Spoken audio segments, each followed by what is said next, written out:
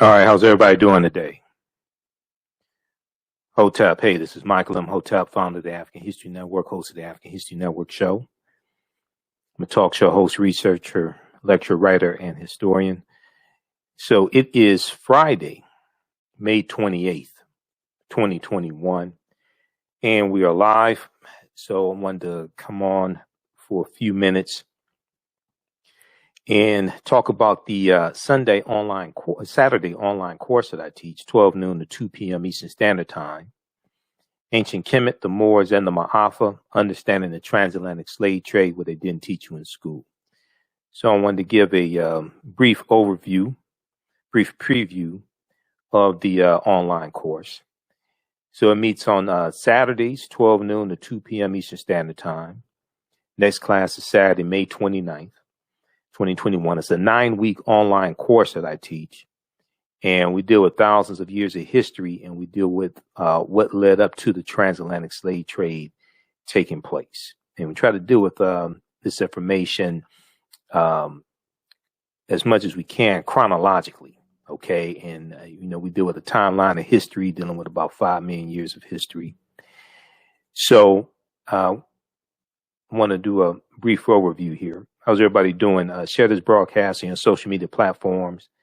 Invite your friends to tune in as well. So I do a PowerPoint presentation. We have book references, articles, video clips. It's a ton of information here. Okay. So I want to do I'm going to pull up the PowerPoint presentation here so we can do a brief overview. Let's flip over to this. All right, so last Saturday, our guest speaker was archaeologist Sister Nubia Wartford. She is an archaeologist from Detroit, and she travels to the Sudan and does archaeological digs. So we do the class live. All the sessions are recorded, so you can go back and watch it over and over again. Okay, so as soon as you register, you can watch last week's class. And we have the information also at our website, AfricanHistoryNetwork.com, AfricanHistoryNetwork.com. The class is regularly $130. It was on sale for $80. Since we're about halfway through the class, price has been reduced to $60. Okay, so as soon as you register, you can watch the first few classes. You'll be ready for Saturday, May 29th. We talked about Amana Shikito, one of the African female rulers of Nubia, Amana Shikito, also known as the Kendaki of Merowe, where the queens, this dealt with ancient Kush, because when we had Sister Nubia speak to the class, we talked about the origins of ancient Kush and African queens of antiquity. And we talked about the Kendakis, who are also called the Candaces, these queens, these African queens. The Kendakis of Merowe were the queens of the kingdom of ancient Kush, who ruled from the city of Merowe circa 284 BCE, before the Common Era, to 314 Common Era, in what is now the Sudan. The renowned kingdom of Kush, also known as the kingdom of Napata, the kingdom of Kerma, the Merowitic kingdom or sometimes called Nubia by some people, is one of the ancient civilizations that were advanced in terms of organization, culture, and politics. Its capital, Merowe, located on the Nile in the region of modern-day Sudan, flourished from trade in goods many did not have. But what also made it stronger was the monarchy, largely controlled by African women. Okay, so this is last week's class. This is some of what we talked about. So what we're seeing now, and I'm going to post a link here, people can register for the online course. And as soon as you register, you can start watching the content. You can watch from around the world.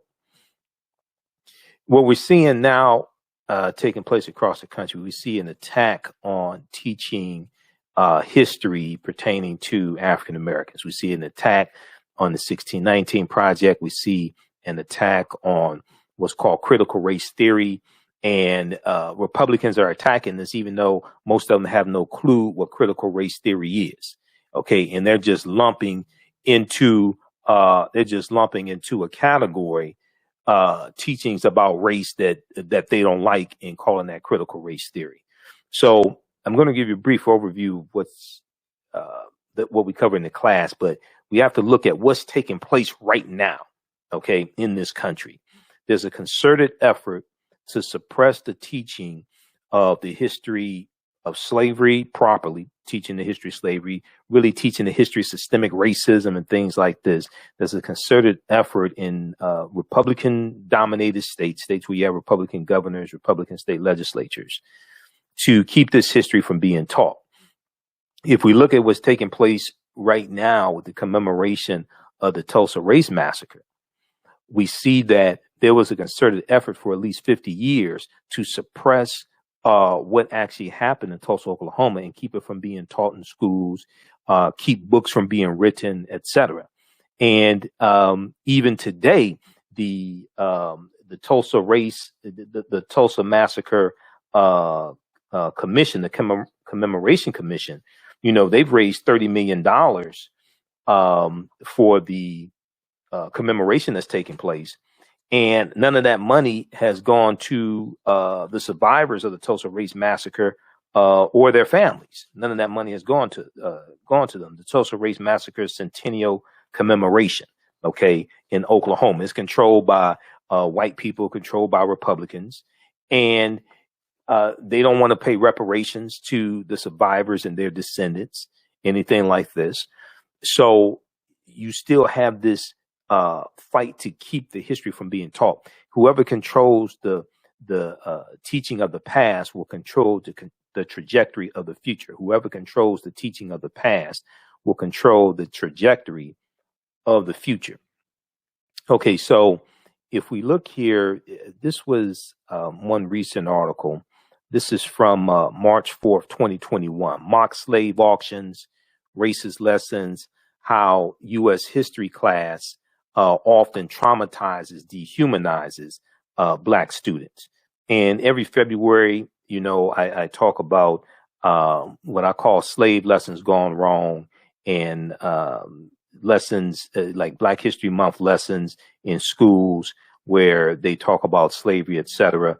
And they're doing reenactments and mock slave auctions and things like this that traumatize African American students. Okay. And this is how you don't want to teach the history. But this article here from USA Today gives some insight into that. And there's a study from the Southern Poverty Law Center that I oftentimes reference, and we talk about it some in the online course. There's a study from the Southern Poverty Law Center called Teaching Hard History American Slavery, Teaching Hard History American Slavery. And this study deals with how the history of slavery is being incorrectly taught in schools all across the country. Okay. Then it makes numerous recommendations on how to more correctly teach that history. Teaching Hard History American Slavery. You can go to splcenter.org, Southern Poverty Law Center website, splcenter.org, and you can download it there. It's free to download. It's about a 52-page study. Okay, so then this is another recent article. This is from February 10th, 2021. This deals with Republican state lawmakers want to punish schools that teach the 1619 Project. Republican state lawmakers want to punish schools that teach the 1619 Project. So we've seen at least 12 states pass laws to ban teaching critical race theory, but also some are banning teaching from the 1619 Project from the New York Times, spearheaded by journalist Nicole Hannah-Jones as well. There's a concerted effort to attack teaching African American history, teaching about the history of slavery, teaching about systemic racism. And when we look at critical race theory, for instance, Kimberly Crenshaw, who's one of the architects of critical race theory, said that I played this clip on my show last night. She said that with the protest that took place in summer 2020 over the death of George Floyd and Ahmaud Arbery and others, Breonna Taylor, etc., she knew that there was going to be a backlash. She knew that there was going to be a backlash. And this attack on critical race theory is that backlash, okay? Is the boogeyman that a lot of white conservatives were looking forward to attack. Okay, so this is what we're seeing. So we have this article here as well. Republican state lawmakers want to punish schools that teach the 1619 Project. There was a article from CNN that I talked about on my show. Some of you all saw this. This dealt with a letter that Senator Mitch McConnell, a Republican from Kentucky, along with about 36 Republicans, sent to Miguel Cardona, who's the new Secretary of Education.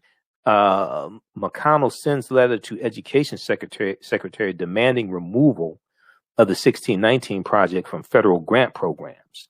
They don't want federal grant money to go to schools or school districts that will teach from the 1619 Project. Okay, what is it that you are afraid of, Moscow Mitch? What is it that you're afraid of? Okay, and you know they say that teaching, you know, the project is divisive and different things like this, right? They don't want the history taught. McConnell claims these programs, such as the 1619 Project, reorient the view of American history, quote, on their intended purposes toward a politicized and divisive agenda. Okay. So once again, we see this continue to happen. We see efforts to suppress the history and keep this history from being taught, especially when you talk about systemic racism. Okay, let's continue here. I want to go back to the PowerPoint presentation. And then, you know, talking about Tulsa, we see that the governor, Governor Kevin Stitt, he just signed into law a bill that bans teaching critical race theory. Now, he says it doesn't ban teaching about the history of slavery, but they really don't want to teach about systemic racism and things like that. And he said it doesn't ban teaching about the history of the Tulsa Massacre. But you have to talk about white supremacy and systemic racism and things like this to talk about the Tulsa Massacre. Okay. If you want to do it properly. Oklahoma governor signs ban on teaching critical race theory.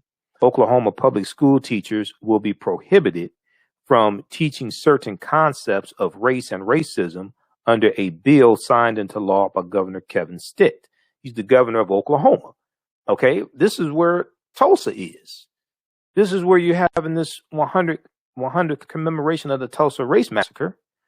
And this is a GOP-backed bill that prohibits teaching so-called critical race theory. Most Republicans can't tell you what it is. He signed this bill into law. This was Friday, May 7th. And Governor Kevin Stitt said in a video on Twitter, "Now more than ever, we need policies that bring us together, not rip us apart. As governor, I firmly believe that not 1 cent of taxpayer money should be used to define and divide young Oklahomans about their race or sex. That is what this bill upholds for public education." Okay. It's interesting that Governor Kevin Stitt is not advocating for reparations for the survivors and descendants of the Tulsa Race Massacre. See, once again, there's a concerted effort to attack teaching this history. Okay. So let me continue. Let's look at some of what we cover in the online course. This is a 9-week online course that I teach. Teaching on Saturdays, 12 noon to 2 p.m. Eastern Standard Time. Ancient Kemet, the Moors, and the Maafa, understanding the transatlantic slave trade, what they didn't teach you in school. How's everybody doing? All right. This is Teaching Hard History of American Slavery. This is the study I was just talking about, so you can download that from the Southern Poverty Law Center. And I first found out about this study. There was an article from, we talk about the study in the class. There was an article from theatlantic.com from February 2018 called What Kids Are Really Learning About Slavery. What Kids Are Really Learning About Slavery. And This article talks about the study, and it says a new report finds that the topic of slavery is mistaught and often sentimentalized, and students are alarmingly misinformed as a result. And one of the things they talk about in the study is that they did a survey of 1,000 12th graders across the country, and they found that only 8% of 12th graders surveyed could identify slavery as the main cause of the Civil War. Only 8%. Fewer than 1/3, or only 32%, could correctly name the 13th Amendment as the formal end to U.S. slavery, with a slightly higher share, only 35%, choosing the Emancipation Proclamation of January 1st, 1863, and fewer than half, or 46%, identified the Middle Passage as the transport of enslaved Africans across the Atlantic Ocean to North America. You can read this article in full, What Kids Are Really Learning About Slavery, from the Atlantic.com, February 1st, 2018. Okay. All right. So here's some of what we deal with in the online course. We deal with ancient African history. We deal with the transatlantic slave trade. We deal with different periods of time. What was the transatlantic slave trade? What were some of the events that led up to the transatlantic slave trade starting? What role did Christopher Columbus play in the transatlantic slave trade? Because Columbus is crucial to the spread of the transatlantic slave trade. He's crucial to those 4 voyages that Columbus went on, starting August 3rd, 1492, when he set sail on the Nina, the Pinta, and the Santa Maria. This is crucial for the spread of European powers, the spread of capitalism, racism, the exploitation of indigenous people. Because and also it's important to understand that Columbus never came to the land that we call the United States of America. Columbus never came to the land that we call the United States of America. The closest he came here was Cuba, which is 90 miles away, about 90 miles away. Okay. He's going into the Caribbean. He's going to Haiti and Jamaica and Cuba, Puerto Rico, Honduras, Panama.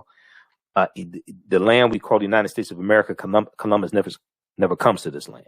Okay. Which is extremely important to understand as well. All right. So we talk about what were some of the events that led up to the transatlantic slave trade starting. And we go through a timeline of history as well, going over tens of thousands of years of history and going through leading up to the transatlantic slave trade taking place and better understanding it. Because all this history impacts what's taking place today. The discussions taking place today, the laws and policies that are being passed, the policies being suppressed, the attacks on African Americans, all of this is connected. When did Africans first come to the U.S. as slaves? All right, as enslaved Africans. And we talk about 1619 a lot, but the Spanish were taking Africans into the territory we call South Carolina in 1526. This is 93 years before 1619. But then also African people were in this land going back tens of thousands of years ago. And we deal with this in the class as well. This is what Dr. David Imhotep talks about in his book, The First Americans Were Africans, Documented Evidence. The first Americans were Africans, documented evidence, because this was our land stolen from us. These were the Khoisan. The Khoisan come from Southern Africa. They have the oldest DNA on the planet. There's evidence of them being in South Carolina dating back at least 51,700 years ago. There was a big discovery made in South Carolina in 2004 by Dr. Albert Goodyear. And Dr. Albert Goodyear is a archaeologist he's a professor of archaeology at the University of South Carolina. And there was a discovery. I'll show you this information in a minute. There was a discovery made in Allendale County, South Carolina. And it showed they found 13 different types of evidence, thoroughly documenting an African presence, dating back at least 51,700 years ago. at least 51,700 years ago. So now, this is not saying the transatlantic slave trade did not happen. That's not what I'm saying. I'm saying we have to understand thousands of years of history leading up to the transatlantic slave trade taking place.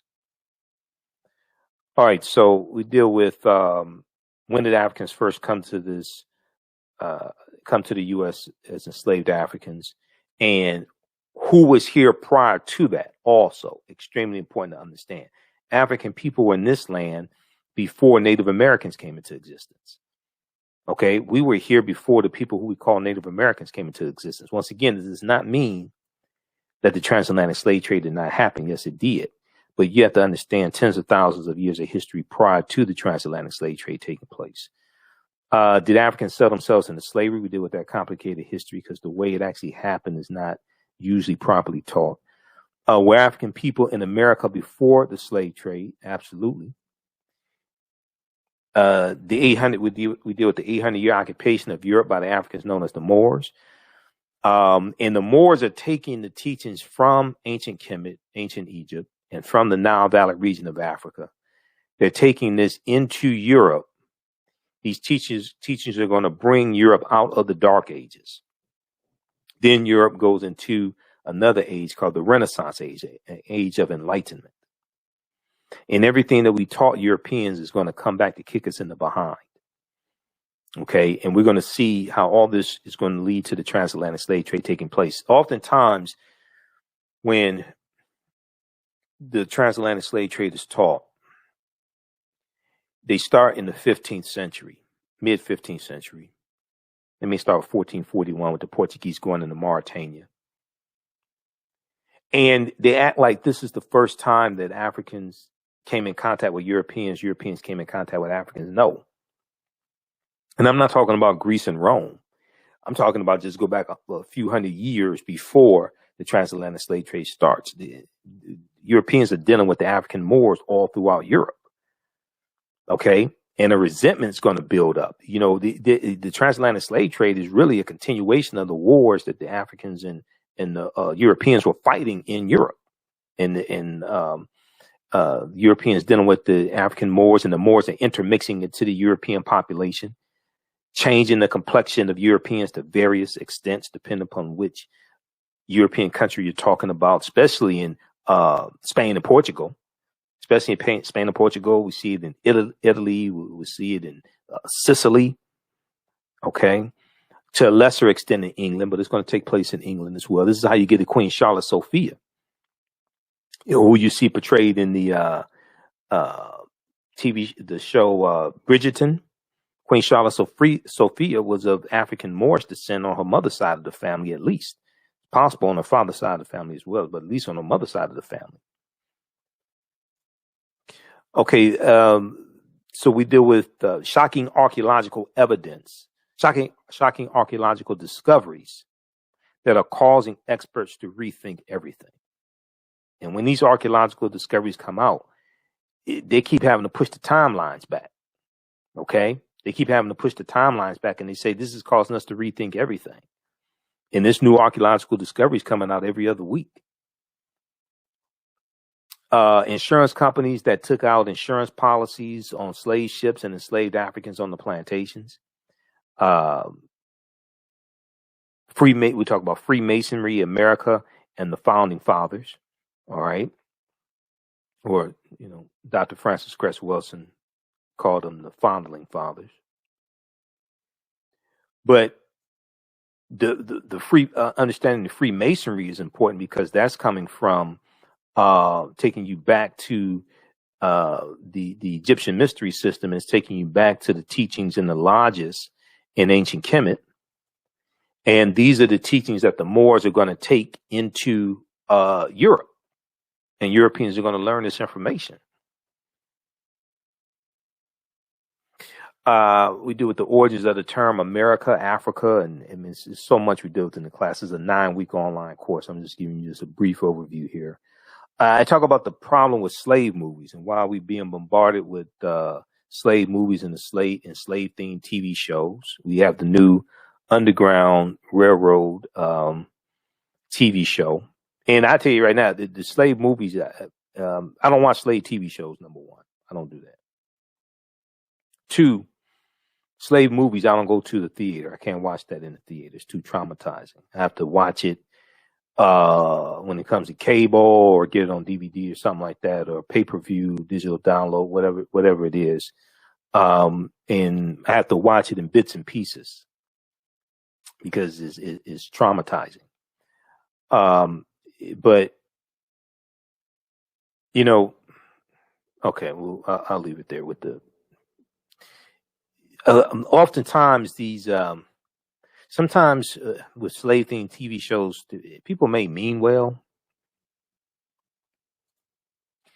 but you have to ask the question: why don't they make TV shows of Africans in antiquity? Why don't make TV shows of the Songhai Empire in Mali and Ghana, in the University of Sankore in the city of Timbuktu, in the Mali and Songhai empires? Why don't they make TV shows about ancient Kemet, ancient Egypt, the Nubian empires, the 25th dynasty? Why don't they make TV shows about that? Why do you make TV shows and then also movies about us in a certain period of time under oppression, being enslaved, trying to fight for our humanity? This is one of the reasons why the movie Black Panther did so well, was because it was not another slave movie. And we got to see African people owning and controlling a country, even though it's a fictitious country of Wakanda. Wakanda is a real word. This is another thing I deal with in the class. So we talk about the film Black Panther and deal with how African history and culture and spiritual systems relate to the film Black Panther, because the word Wakanda is a real word, a real word. Wakanda, we see in Native American languages like the Omaha Ponca and Sioux Indian language. Wakanda means possesses secret powers. We know in the Kikongo language, the word Kanda means family, Kanda. And also Wakanda is a Bantu word. And I'm trying to find exactly which language. It may be Kikongo. But Bantu is a group of 500 African languages spoken in South Africa, in East Africa, going west to Cameroon. So when we talk about Black Panther, it's deep on multiple levels, and it deals with African language. You know, the language Isikosa is an African language. It's a Bantu language. That's the language spoken in the film Black Panther. We just dealt with that in the class last Saturday. So that film is deep on multiple levels. There are 11 different African cultures that we see represented in the film Black Panther. Okay, so even though it comes from Marvel Comics, and Black Panther was introduced in July 1966, Fantastic Four comic book, but it relates to African history and culture. Okay. I've done extensive lectures dealing with the film Black Panther. When we look at Bantu languages, okay, what is Bantu? Let me pull this up. I'm going to my lecture dealing with the film Black Panther. How's everybody doing today? Okay, who still needs to register for this online course? Okay, what is Bantu? Bantu languages are a group of some 500 languages belonging to the Bantoid subgroup of the Benue Congo branch of the Niger Congo language family. The Bantu languages are spoken in a very large area, including most of Africa from southern Cameroon eastward to Kenya and southward to the southernmost tip of the continent of Africa. 12 Bantu languages are spoken by more than 5 million people, including Rundi, Rwanda, Shona, Kosa or Isikosa. Isikosa is the language spoken in the film Black Panther that you see the Wakandans, that you see T'Challa and General Okoye and Lupita Nyong'o's character, you see them speaking. That's Isikosa. Zulu or Amazulu, and then Swahili or Kiswahili, which is spoken by 5 million people as a mother tongue and some 30 million as a second language, is a Bantu lingua franca language important in both commerce and literature. Okay, there's different information out there that different sources you can look at dealing with Bantu languages. This here is from Britannica.com. It's an easy source you can reference. There's other information out there, but you can start here. Okay, and we see this represented in the film Black Panther. All right, let's continue. So let me flip back over to the actual preview of the online course.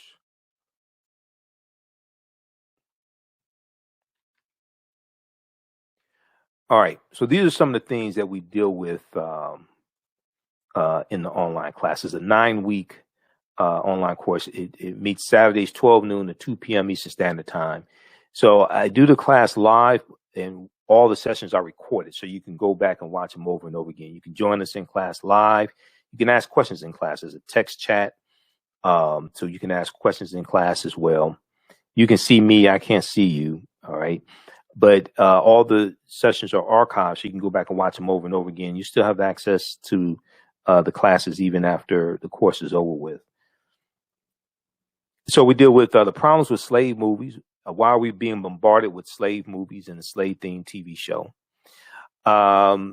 We do, and part of the reason I think is it helps to also, in a way, keep us in a slave mentality. Even though that they may show us fighting against oppression and white supremacy and slavery and things like this, right? It's still keeping us within the time period of being enslaved. And whatever is disseminated becomes imitated. It's still keeping us within the time period of being enslaved, trying to fight for humanity, trying to fight to be treated like a human being, and seeing images of us being tortured and killed and maimed and raped and things like this. How many TV shows are there of Jews during the Holocaust and in Holocaust camps and things like this? How many TV shows do they have like that?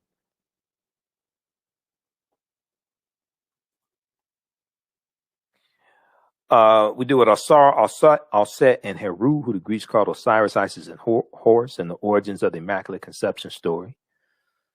And this is a deep history. This then ties into the history of Christmas, and you deal with Christ, and we do now. Some of this may go outside the circumference of some people's awareness. Just because you never heard it before, disagree with it, or don't like it, does not mean it's not true. It just means you have to do some research to understand what I'm talking about. But we deal with the origins of the Immaculate Conception story, and Heru being born of a virgin birth on December 25th to the Virgin Alset, and then how this story gets retold over and over again among various cultures over thousands of years of history.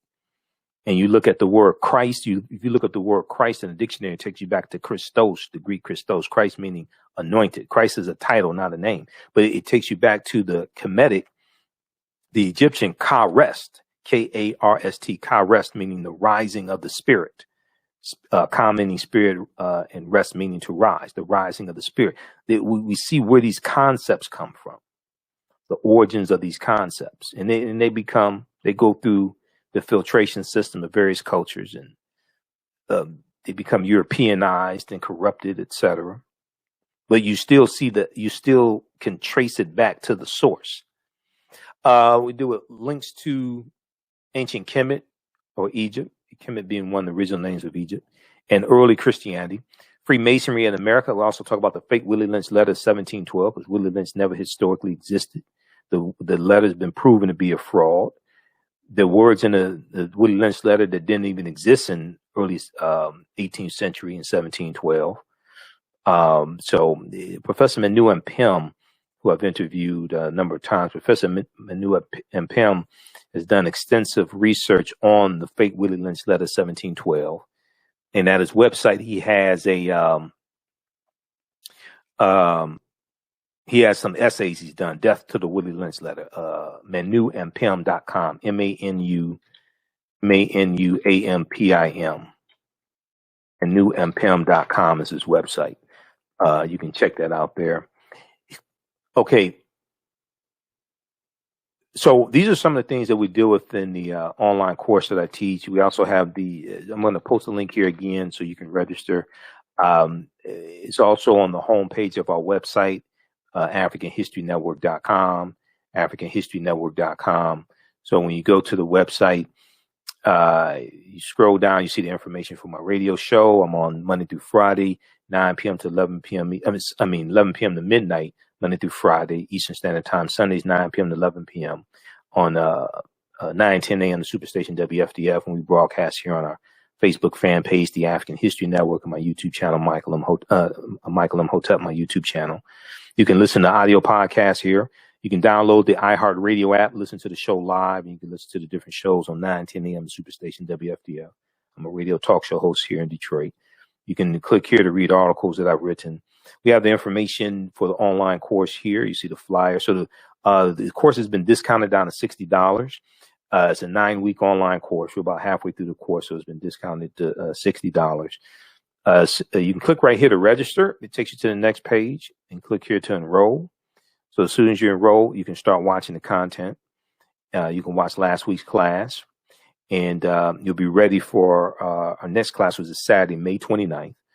So the class meets Saturdays, 12 noon to 2 p.m. Eastern Standard Time. We meet online, and it's a visual presentation. And then we have book references, articles, video clips, all types of information. And this is Dr. David Imhotep, so I reference his work in the class as well. He spoke to my class a couple months ago when I taught it back in February and March. But we reference his work, The First Americans Were Africans, Documented Evidence, in the class. And page 14 of his book deals with the discovery that I told you that was made in Allendale County, South Carolina in 2004. 2004, Dr. Albert Goodyear made this discovery.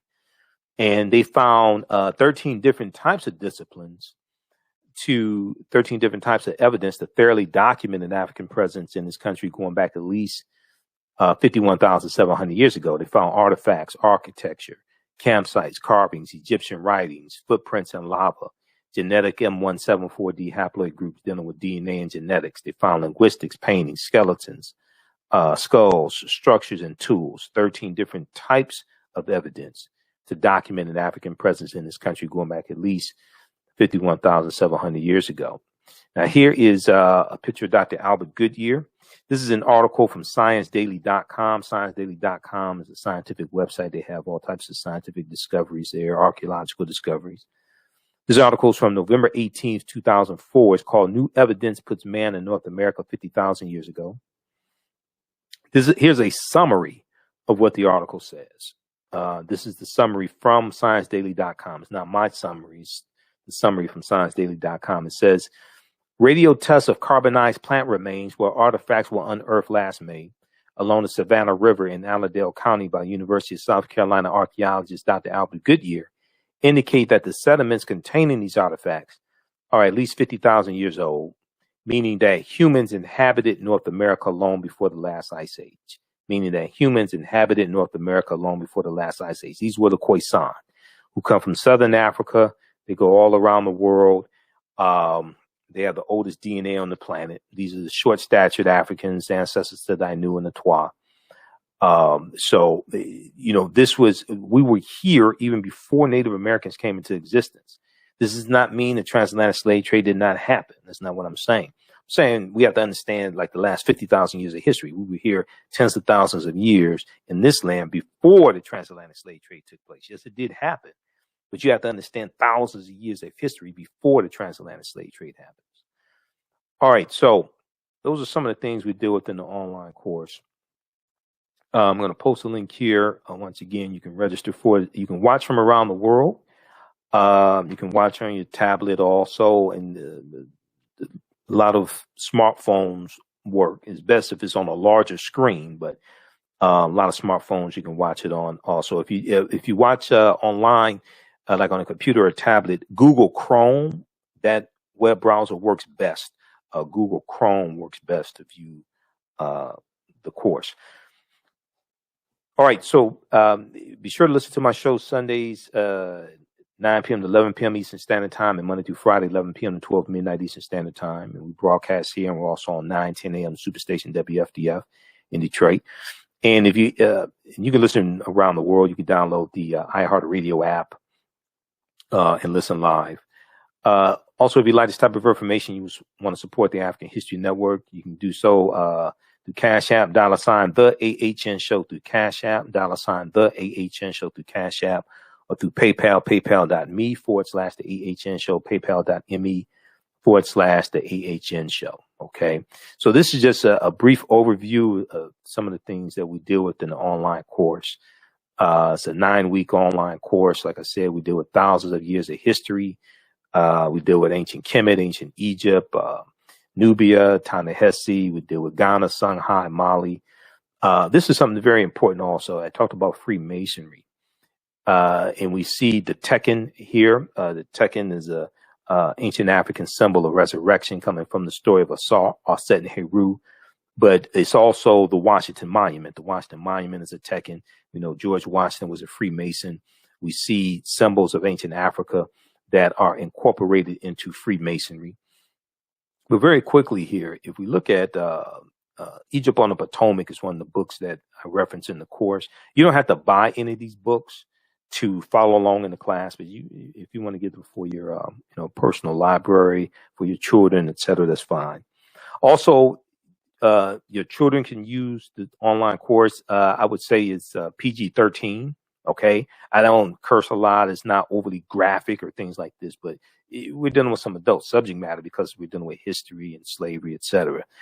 So I would say it's PG-13. But very quickly here, page 18 and 32 of Egypt on the Potomac by Tony Browder. He says the word Mason is derived from the Latin words mass and sun. Mason means child of light and expresses the desire to pursue light, which is a metaphor for the sun, which symbolizes knowledge. The term child of light or sons and daughters of light was first used to identify students who had completed 42 years of study in the temples of ancient Kemet, ancient Egypt. Many Masonic temples were modeled after the temples of ancient Kemet, places where light or knowledge is imparted in a series of steps or degrees. So the whole concept of liberal arts colleges comes from ancient Kemet. It comes from the 7 liberal arts that are taught there in the temples of ancient Kemet, the rhetoric and the logic, arithmetic, all different types of things like this. George G.M. James talks about it in Stolen Legacy. He talks about the trivium and the quadrivium, the 3 and the 4, breaking the liberal arts up into the 2 groups, the trivium and the quadrivium. But Browder deals with this in Egypt on the Potomac also. And historically, knowledge was an analogy for, or light was an analogy for knowledge. Light was a symbol of knowledge. The sun, a bright idea. Even today, when we talk about somebody has a bright idea, B-R-I-G-H-T, in reference to light. Okay. If you have a child in school and it's a smart child, you may say that's a bright child. If you have a child that's not so bright, not so smart, you may say that's a dim-witted child, or, D-I-M, or less light. Okay. When we look at the Dark Ages is a period of time of ignorance. Okay. The Dark Ages, ignorance and war, things like this. Then Europe comes out of the Dark Ages and then they go into another age called the Renaissance age. Okay. Which is an age of new enlightenment, light, L-I-G-H-T, new enlightenment and discovery and things like this taking place. All right. Okay. So these are some of the things we do with in the online course. You post a link here. You can register for it. Also at our website, AfricanHistoryNetwork.com, you can register as well. I've got to get out of here. See you all in class. Remember, right now, it's correct. Wrong behavior is not over till we win Wakanda forever. And we'll talk to you next time. Peace.